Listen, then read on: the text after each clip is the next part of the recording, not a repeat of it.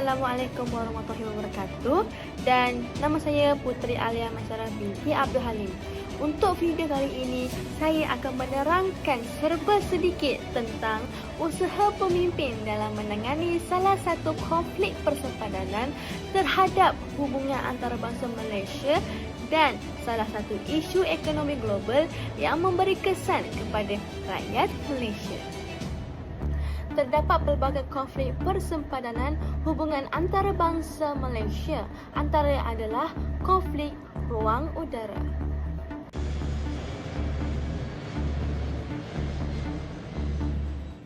Tentera Udara Diraja Malaysia (TUDM) mengesahkan sebanyak 16 pesawat tentera udara Republik Rakyat China (PLAAF) menghampiri ruang udara Malaysia pada hari Isnin iaitu 31 Mei 2021. Panglima Tentera Udara Jeneral Tan Sri Akbar Abdul Samad berkata, pesawat mencurigakan itu telah memasuki ruang udara Zon Maritim Malaysia ZMM Kota Kinabalu dan menghampiri ruang udara nasional pada pagi Isnin. Katanya, penerbangan pesawat-pesawat PLAAF tersebut telah dikesan oleh radar pertahanan udara TUDM di Pusat Pertahanan Udara CRC-2 di Sarawak pada jam 11.53 pagi. Pesawat-pesawat tersebut telah dikesan terbang secara formasi taktikal in-trail pada jarak 60 batu nautika di antara satu sama lain. Formasi panjang tersebut juga telah terbang dengan pattern dan haluan yang sama menggunakan satu titik laluan masuk dan keluar. Mereka kemudian didapati mengubah arah penerbangan di ruang udara Betim Pating Ali yang berkepentingan kepada negara. Pesawat-pesawat tersebut telah dikesan terbang pada ketinggian di antara 23,000 kaki sehingga 27,000 kaki dengan kelajuan 290 knots melalui Singapore Flight Information Region (FIR) sebelum memasuki ruang udara Zon Maritim Malaysia. Kota Kinabalu FIR dan seterusnya terbang menghampiri 60 batu nautika daripada pesisir pantai wilayah Sarawak yang dikhawatirkan akan mengancam kedaulatan negara. Susulan itu, pihak TUDM telah meletakkan pesawat Hawk 208 daripada nombor skuadron Pangkalan Udara Labuan dalam keadaan siap sedia melalui operasi curiga TUDM. Pemantauan menerusi radar pertahanan udara diteruskan ke atas pesawat-pesawat tersebut di samping beberapa percubaan untuk mengarahkan mereka menghubungi kawalan trafik udara Kota Kinabalu. Apabila arahan tidak dipatuhi dan didapati melampaui persempadanan Kota Kinabalu menghala ke ruang udara nasional, TUDM telah melancarkan pesawat-pesawat pemintas pada jam 1.33 petang untuk melakukan identifikasi visual.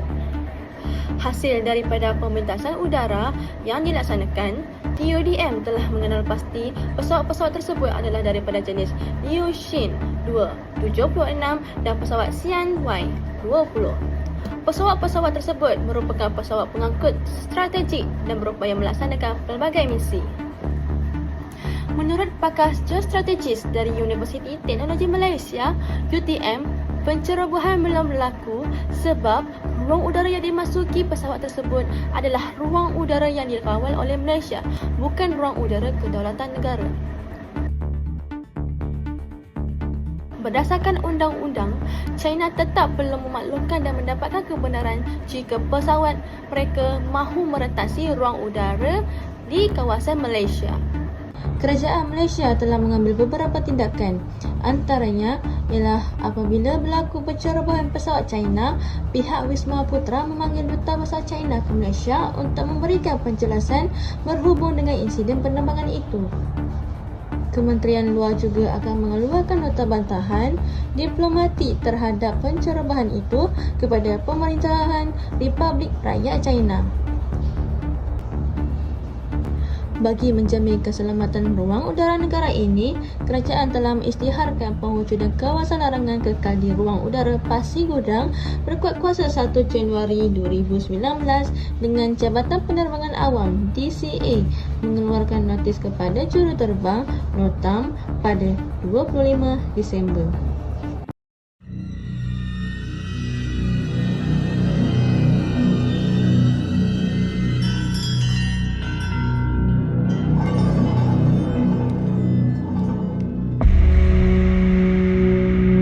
Seterusnya, COVID-19 yang melanda pada tahun 2020 menyebabkan dunia ini dilanda masalah ekonomi global.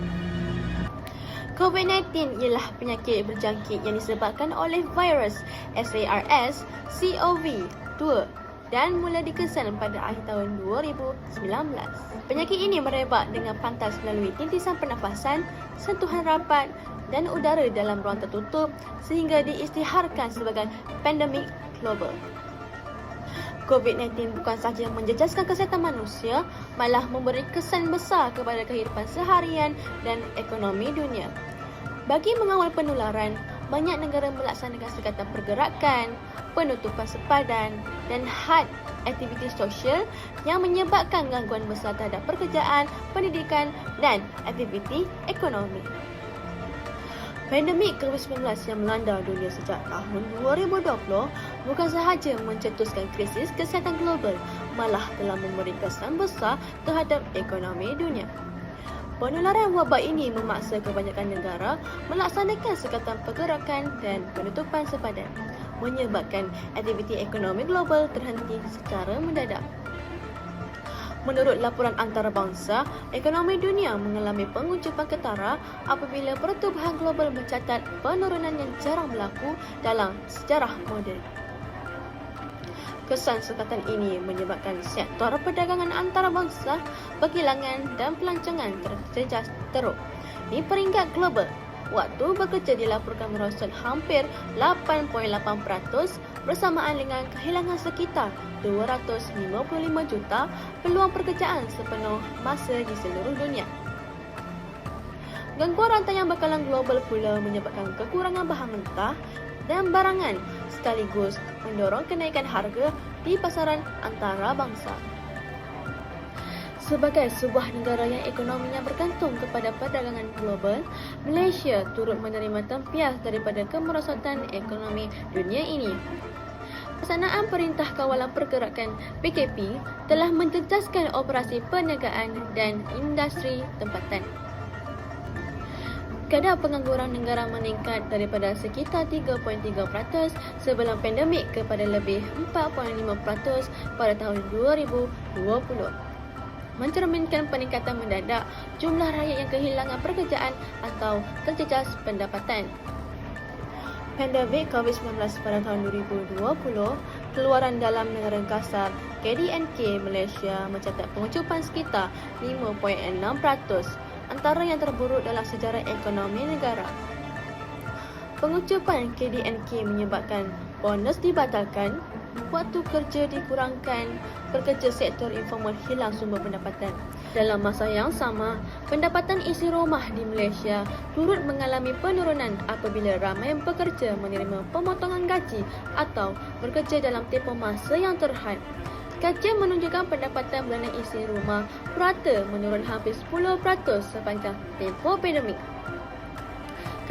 Keadaan ini memberi tekanan besar kepada rakyat Malaysia, khususnya golongan berpendapatan rendah dan sederhana yang terpaksa berdepan dengan peningkatan kos sara hidup dalam keadaan pendapatan semakin berkurang.